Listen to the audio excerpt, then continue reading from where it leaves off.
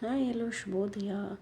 So ನನ್ನ morning workout start ಆಯಿತು. So ಅಲ್ಲಿ ಬ್ರಷ್ ಮಾಡಿ ನಾನು ಫ್ರೆಶ್ ಅಪ್ ಆಗಿ ಹೊರಗಡೆ ಬಂದು ಕ್ಲೀನಿಂಗ್ ನಡೀತಿದೆ. ಗಾಳಿ ತುಂಬ ಇರೋ ಕಾಂಪೌಂಡ್ ಒಳಗೆಲ್ಲ ಎಲೆಗಳು ಬಂದುಬಿಟ್ಟಿದೆ. ಕ್ಲೀನಿಂಗ್ ಮಾಡೋ ಅಷ್ಟಕ್ಕೆ ಸಾಕಾಗುತ್ತೆ.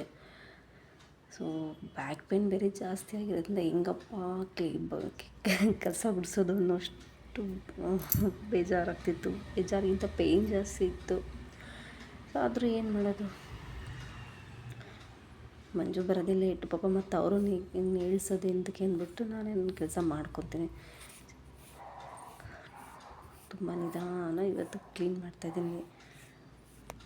ಏನು ಮಾಡೋದು, ಏನೇ ಇತ್ತು ಮಾಡಲೇಬೇಕಲ್ವ. ಇಲ್ಲಿ ನಾನು ವರ್ಕೌಟ್ ಸ್ಟಾರ್ಟ್ ಆಗ್ತಾ ಇದೆ.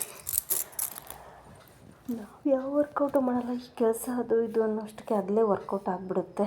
ಇನ್ನು ಯಾವ ವರ್ಕೌಟು ಇಲ್ಲ, ಸ್ವಲ್ಪ ವಾಕಿಂಗ್ ಎಲ್ಲ ಮಾಡ್ಕೊತೀನಿ ಅಷ್ಟೇ. ಅಷ್ಟು ಬಿಟ್ಟರೆ ಬೇರೆ ಯಾವ ವರ್ಕೌಟ್ ಇದ್ದು ಅದು ಮಾಡೋಕ್ಕೆ ಹೋಗೋದಿಲ್ಲ.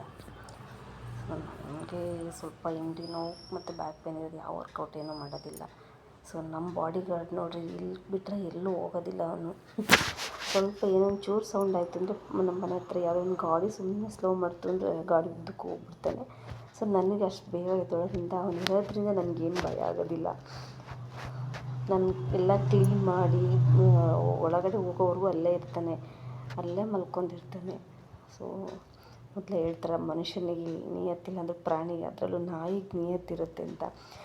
ಯಾರೋ ಸಾಕಿದ ನಾಯಿ 2 ದಿನ ಊಟ ಹಾಕಿದ್ದಕ್ಕೆ ಅಷ್ಟು ನಿಯತ್ತಿಟ್ಟಿದ್ದಾನೆ. ಆದರೆ ಮನುಷ್ಯರಂಗಲ್ಲ, ನಮ್ಮ ಹತ್ರ ಚೆನ್ನಾಗಿರ್ತಾರೆ, ನಮ್ಮ ಹತ್ರ ತಿಂತಾರೆ, ಮತ್ತು ನಮಗೆ ಮುಂದೆ ಒಂದು ಹಿಂದೆ ಒಂದು ಮಾತಾಡ್ತಾರೆ. ಹಾಗಾಗಿ ಯಾರಿಗೆ ಮಾಡಿದ್ರು ವೇಸ್ಟ್. ಪ್ರಾಣಿಗಳಿಗೆ ಮಾಡಿದ್ರೆ ಒಂದು ನಿಯತ್ತಿರುತ್ತೆ ಅನ್ನೋದು ಇದೆ ಒಂಥರ ಸಾಕ್ಷಿ. ಒಂದು ಲೆಕ್ಕ ಹೇಳಬೇಕು ಅಂತಂದರೆ ನನಗೆ ಆ ಥರ ಅನುಭವ ಆಗಿದೆ. ಸೊ ಇಲ್ಲಿ ಕ್ಲೀನಿಂಗ್ ಎಲ್ಲ ನಡೀತಾ ಇದೆ. ಇಲ್ಲಂತೂ ದಿನ ಕ್ಲೀನ್ ಮಾಡೋದು ಅದೇ ಥರ ಧೂಳು ಬಂದೇ ಬರುತ್ತೆ.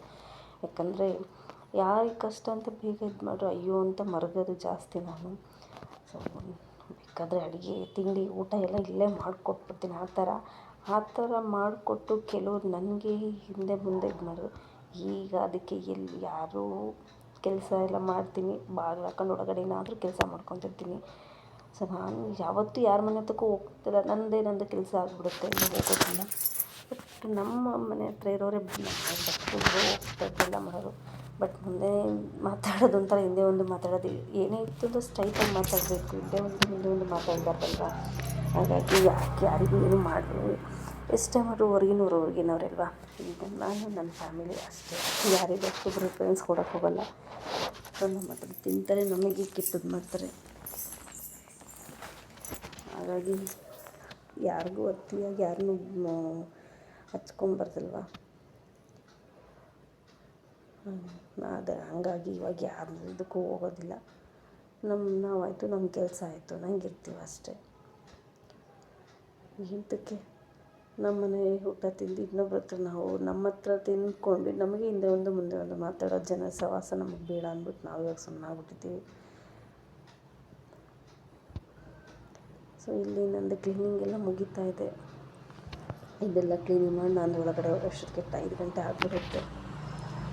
ಸೊ ನಮ್ಮ ಮಂಜು ಯಾವಾಗಲೂ ಅಂತಿದ್ರು, ಯಾರಿಗೂ ಹೆಲ್ಪ್ ಮಾಡಬೇಡ, ಮತ್ತು ಅದು ನಮಗೆ ನಮ್ಮ ಹತ್ರ ತಿಂದು ನಮಗೆ ಕೆಟ್ಟದ್ದು ಮಾಡ್ತಾರೆ ಅಂತ. ಇವಾಗ ಅನುಭವ ಆಗಿಬಿಟ್ಟಿದೆ. ಈಗ ಅದಕ್ಕೆ ಯಾರನ್ನೂ ಇದು ಮಾಡೋಕ್ಕೆ ಹೋಗೋದಿಲ್ಲ. ಸೊ ಎಲ್ಲಿಂದ ಎಲ್ಲಿಗೆ ಹೋದ್ರು ಇದೇ ಥರ ಜನ ಇರ್ತಾರಲ್ವ. ಸೊ ನಿಮಗೂ ಈ ಥರ ಅನುಭವ ಆಗಿದೆಯಾ ಅಂತ ಇತ್ತು ಅಂದರೆ ನನ್ನ ವಿಡಿಯೋ ಯಾರು ನೋಡಿದರೆ ಕಾಮೆಂಟ್ ಮಾಡಿ, ನಿಮಗೂ ಈ ಥರ ಇದೆ, ನಿಮ್ಮಲ್ಲಿ ಈ ಥರ ಜನ ಇದ್ದಾರಾ, ನಿಮಗೂ ಈ ಥರ ಅನುಭವ ಆಗಿದೆಯಾ ಅಂತ. ಆಲ್ಮೋಸ್ಟ್ ಎಲ್ಲಿಂದ ಎಲ್ಲಿಗೋದ್ರೂ ಹತ್ರ ಜನ ಇದ್ದೇ ಇರುತ್ತೆ, ಎಲ್ರಿಗೂ ಒಂದೊಂದು ಅನುಭವ ಆಗಿರುತ್ತೆ. ಸೊ ನನ್ನ ಪಾಲಿಸಿ ಏನಂತಂದರೆ, ಏನೇ ಇತ್ತು ಅಂದರೆ ನನ್ನ ಕಡೆಯಿಂದ ಏನಾರ ತಪ್ಪಾಗಿತ್ತು ಅಂದರೆ ಸ್ಟ್ರೈಟಾಗಿ ಹೇಳ್ಬೇಕು. ಹಿಂದೆ ಒಂದು ಮುಂದೆ ಒಂದು. ಇನ್ನೊಂದು ಏನಂತಂದರೆ, ಗಂಡ ಹೆಂಡತಿ ಮಧ್ಯೆ ಜಗಳ ತಂದಿಡುವಂಥ ಜನ ಇರ್ತಾರೆ. ಸೊ ನಮ್ಮ ಮನೆ ಹತ್ರ ಸ್ವಲ್ಪ ಏನಾದ್ರು ನಾವು ಜೋರಾಗಿ ಮಾತಾಡಿದ್ರೆ ಇವ್ರು ಜಗಳ ಮಾಡ್ತಾರೆ, ಹಿಂಗೆ ಅಂದ್ಕೊಂಡು ನಮ್ಮ ಮಂಜು ಹತ್ರ ಏನೇನು ಹೇಳಿದ್ರಂತೆ. ಅದೇನು ಮಾಡ್ತೀನಿ, ನಮ್ಮ ಮಂಜು ಅದೆಲ್ಲ ಏನು ಕೇಳಿದ್ದಿದ್ರೆ ಮನೇಲಿ ಇನ್ನೊಂದು ಜಗಳ ಆಗ್ತಿತ್ತು. ಸೊ ಫ್ಯಾಮಿಲಿ ನಮ್ಮನೆ ಸುಮ್ಮನೆ ಸ್ವಲ್ಪ ಬೆಳಗ್ಗೆ ಮಕ್ಕಳು ಸ್ವಲ್ಪ ಜೋರು ಮಾಡಲಿಲ್ಲ ಅಂದರೆ ನಿಧಾನ ಲೇಜಿತನ ಮಾಡ್ತಿರ್ತಾರೆ. ಅದನ್ನೇ ದೊಡ್ಡದು ಇದು ಅಂತ ಮಾಡ್ತಾರೆ. ಎಲ್ಲರ ಮನೇಲೂ ಪ್ರಾಬ್ಲಮ್ಸ್ ಇರುತ್ತೆ. ಬಟ್ ಏನಂತಂದರೆ ನಮ್ಮನೆ ದೋಸೆ ತೂತು ನೋಡೋಕೆ ಬರ್ತಾರೆ, ಅವ್ರ ಮನೆ ಕಾವಲಿ ತೂತು ನೋಡ್ಕೊಳ್ಳೋದೇ ಇಲ್ಲ. ಇಲ್ಲಿಂದ ಎಲ್ಗೋರು ಅದೇ ಥರ ಜನನೇ ಅನಿಸುತ್ತೆ. ಸೊ ಇವಾಗ ಅದಕ್ಕೇ ನಮ್ಮಮ್ಮನೂ ಬೈತಿರ್ತಾರೆ, ಯಾರಿಗೂ ಅತಿಯಾಗಿ ಯಾರು ವಿಶ್ವಾಸನೂ ಬೇಡ, ಎಲ್ಲ ನಿನ್ನ ಹತ್ರನೇ ತಿಂತ ನಿನಗೆ ಇದು ಮಾಡ್ತೀವಿ ಯಾಕೆ ಬೇಕು ಅಂತ. ಹಾಗಾಗಿ ಯಾರಿಗೂ ಫ್ಯಾಮಿಲಿ ಮೆಂಬರ್ಸ್ನೂ ನಾನು ಅಷ್ಟು ಫ್ಯಾಮಿಲಿ ಜನನೂ ಅಷ್ಟೇ ನಮ್ಮ ಹತ್ರ ಚೆನ್ನಾಗಿರ್ತಾರೆ, ನಮ್ಮದಿಗೆ ಕೇರ್ ಮಾಡ್ತಾರೆ. ಹಾಗಾಗಿ ನನ್ನ ಫ್ಯಾಮಿಲಿಯೇ ಆಗಲಿ ಹೊರಗಡೆ ಯಾರನ್ನೂ ಇದ್ದಿಲ್ಲ. ಸೊ ನನ್ನ ಮಕ್ಕಳಿಗೆ ಏನು ಬೇಕೋ ನನ್ನ ಮಕ್ಕಳು ಮಾಡಿಕೊಡ್ತೀನಿ. ನಾನು ನನ್ನ ಗಂಡ, ನನ್ನ ಅತ್ತೆ ಮಾವ, ನನ್ನ ಮಕ್ಕಳಿಗೂ ಅಷ್ಟೇ, ಯಾರನ್ನೂ ಅಷ್ಟು ಇದು ಮಾಡೋಕ್ಕೋಗೋದಿಲ್ಲ. ಸೊ ಆ ಥರ ಇರೋದಕ್ಕೂ ಇವಾಗ ಜನ ಹೇಳ್ತಾರೆ, ಈ ಗಂಡ ಹೆಂಡ್ತಿ ಎಷ್ಟು ಇದಾಗ್ಬಿಟ್ಟಿದ್ದಾರೆ ಅಂತ. ಹೆಂಗೆ ಅಂದರೆ ಈ ಜನ ಚೆನ್ನಾಗಿ ಇದ್ದರೂ ತಪ್ಪು, ಈಗ ಅವರಿಗೂ ಏನಾದರೂ ಕೊಡ್ತಾ ಮಾಡ್ತಾಯಿದ್ರು ಒಳ್ಳೆಯವರು, ಸ್ವಲ್ಪ ಹಿಂಸೆಗೆ ಕೆಟ್ಟವರು, ಕೊಟ್ಟರು ತಪ್ಪು ಕೊಡದಿರೋ ತಪ್ಪು, ಆ ಥರ ಜನಗಳು. ಸೊ ಏನೂ ಮಾಡೋಕ್ಕಲ್ಲ, ನಿಮ್ಮ ಬುದ್ಧಿ ಆ ಥರ ಇರ್ತೈತೆ, ಬಟ್ ನಮ್ಮ ಹತ್ರ ಬುದ್ಧಿ ಇಲ್ಲ. ನೀವು ಅಂದ್ಕೊತಾನೆ ಇದ್ರೆ ಅಂದ್ಕೊಳ್ಳಿ, ಎಲ್ಲನೂ ನಾನು ಯಾರ ಹತ್ರನೂ ಏನು ಶೇರ್ ಮಾಡೋಕ್ಕೆ ಹೋಗೋದಿಲ್ಲ. ಸೊ ನನಗೆ ನನ್ನ ನಂಬಿರೋ ರಾಯರಿದ್ದಾರೆ, ನೋಡ್ಕೊಂಡು ಎಲ್ಲದನ್ನೂ ನಾನು ರಾಯರಲ್ಲಿ ಹೇಳ್ಕೊಂಬರ್ತೀನಿ ಅಷ್ಟೇ. ನನ್ನಲ್ಲಿ ತಪ್ಪಿತ್ತಂದರೆ ನನ್ನ ಬಗ್ಗೆ ಇಲ್ಲದೆ ಹಿಂದೆ ಮುಂದೆ ಮಾತಾಡ್ತಾರ, ನೀವೇ ಶಿಕ್ಷೆ ಕೊಟ್ಟರೆ ಕೊಟ್ಕೊಳ್ಳಿ ಅಂತ ಅಷ್ಟೇ.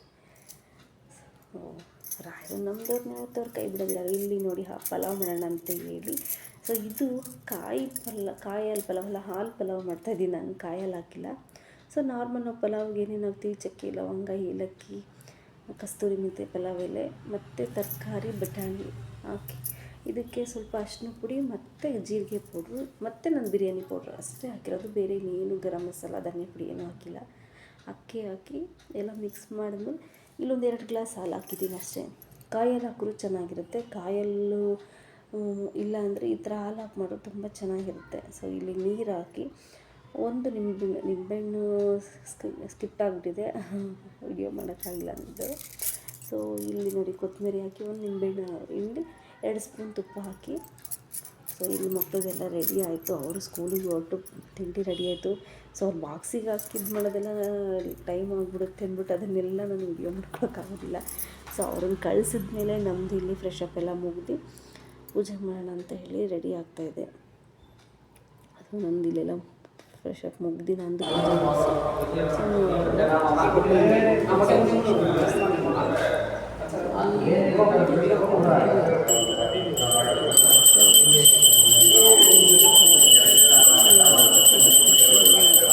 ಅರ್ಚನೆ ನೋಡಿ ತಿಂಡಿ ತಿನ್ನೋದು ಎಷ್ಟು ಚೆನ್ನಾಗಿದೆ ಅಂತ. ಜಾಸ್ತಿ ಮಸಾಲೆನೂ ಇಲ್ಲ, ಏನೂ ಇಲ್ಲ, ತುಂಬ ಚೆನ್ನಾಗಿರುತ್ತೆ. ಸೊ ಒಂದೊಂದು ಥರ ವೆರೈಟಿ ಪಲಾವ್ ಒಂದೇ ಥರ ವೆರೈಟಿ ಇದ್ದರೆ ಚೆನ್ನಾಗಿ. ಸೊ ಈ ಥರ ಒಂದು ಸಲ ಮಾಡ್ಕೊಂಡು ತಿಂಡಿ ಚೆನ್ನಾಗಿರುತ್ತೆ. ಹೇಗಿತ್ತು ಅಂತ ತಿನ್ನೋದು ಟೇಸ್ಟ್ ಹೇಗಿತ್ತು ಅಂತೇಳಿ ಕಮೆಂಟ್ ಮಾಡಿ. ಸೊ ಇಲ್ಲಿ ನೋಡಿ ನನ್ನ ತಮ್ಮ ಊರಿಗೆ ಹೋಗಿದ್ದ, ಊರಿಂದ ಬರ್ತಾ ನಮ್ಮಮ್ಮ ಏನೇನು ಕೊಟ್ಟು ಕಳಿಸಿದ್ರೆ, ಮಜ್ಜಿಗೆ, ಕರಿಬೇವು ಮತ್ತು ಬಾಳೆಕಾಯಿ, ಸ್ವಲ್ಪ ನೋಡಿ ಬಾಳೆಕಾಯಿ ಕೊಟ್ಟು ಕಳಿಸಿದ್ದಾರೆ.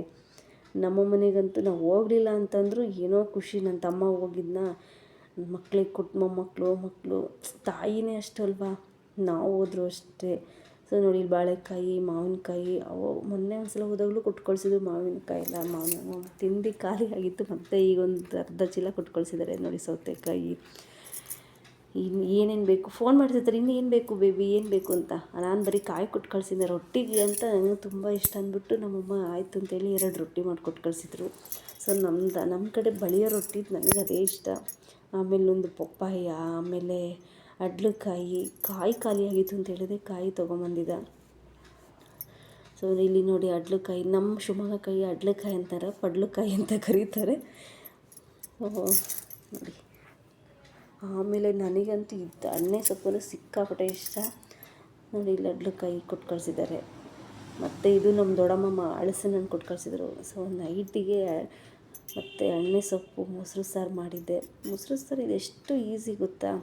ಸೊ ಜೀರಿಗೆ, ಮೆಣಸು, ಕೊತ್ತಂಬರಿ, ಕಾಯಿ, ಕಡಲೆ, ಹಸಿಮೆಣ್ಸಿನ್ಕಾಯಿ ಇಷ್ಟೇ ರುಬ್ಬಿ ಹಾಕಿ ಸೊಪ್ಪು ಫಸ್ಟು ಬೇಯಿಸ್ಕೊಂಬಿಟ್ಟು ನೀರೆಲ್ಲ ಚೆನ್ನಾಗಿ ಹಿಂಡ್ಬಿಟ್ಟು ಹಾಕಿ, ಮೊಸರೊಳಿಕಾದರೂ ಸೊಪ್ಪು ಹಾಕ್ಬಿಟ್ಟು ಆದ್ಮೇಲೆ ಖಾರ ಹಾಕಿ ಮಿಕ್ಸ್ ಮಾಡಿದ್ರೆ ಸಕ್ಕತ್ತಾಗಿರುತ್ತೆ. ಉಪ್ಪು ಹಾಕಿ ನೋಡಿ, ಪಕ್ಕದ ಸೈಡ್ಸ್ಗೆ ಹಪ್ಪಳ. ನನ್ನ ಮಕ್ಕಳು ನನಗಂತೂ ಸಿಕ್ಕಾಪಟ್ಟೆ ಇಷ್ಟ ಇದು ಆಲೂಗಡ್ಡೆ ಮತ್ತು ಆಲೂಗಡ್ಡೆ ಸೊಪ್ಪಿನ ಸಾರು ಮಾಡ್ತೀವಿ. ಇದಕ್ಕೆ ಮಜ್ಜಿಗೆ ಬಿಟ್ಟು ಮಾಡ್ತಾರೆ, ಚೆನ್ನಾಗಿರುತ್ತೆ. ಬಸ್ಸಾರು ಮಾಡ್ತಾರೆ. ನಂಗೆ ಬಸ್ಸಾರಿಗಿಂತ ಮೊಸರು ಬಿಟ್ಟು ಈ ಥರ ಎಣ್ಣೆ ಸೊಪ್ಪಿನ ತಿನ್ನಬೇಕು ಅಂತ ಹೇಳಿದ್ಕೆ ಅಮ್ಮ ಕೊಟ್ಟು ಕಳಿಸಿದ್ರು. ಸೊ ನೋಡಿ ನಮ್ಮದು ಊಟ ಟೈಮಿಂಗ್ಸ್ 11:30 ಆಗ್ತಾ ಬಂತು. ಇವ್ರು ಬಂದಿದ್ದೇ ಲೇಟು, ನಾವು ಊಟ ಮಾಡೋದೇ 11:30 ಆಗುತ್ತೆ. ಸೊ ಮಂಡೇ ಸ್ಪೆಷಲಿ ಇತ್ತು. ಪ್ಲೀಸ್ ನಮ್ಮ ವಿಡಿಯೋ ಯಾರ್ಯಾರು ಸಬ್ಸ್ಕ್ರೈಬ್ ಮಾಡೋದು ಪ್ಲೀಸ್ ದಯವಿಟ್ಟು ಸಬ್ಸ್ಕ್ರೈಬ್ ಮಾಡಿ, ಇಷ್ಟ ಲೈಕ್ ಮಾಡಿ, ಕಾಮೆಂಟ್ ಮಾಡಿ, ಸಪೋರ್ಟ್ ಮಾಡಿ. ಇವತ್ತಿನ ದಿನ ಇತ್ತು. ಓಕೆ ಬಾಯ್.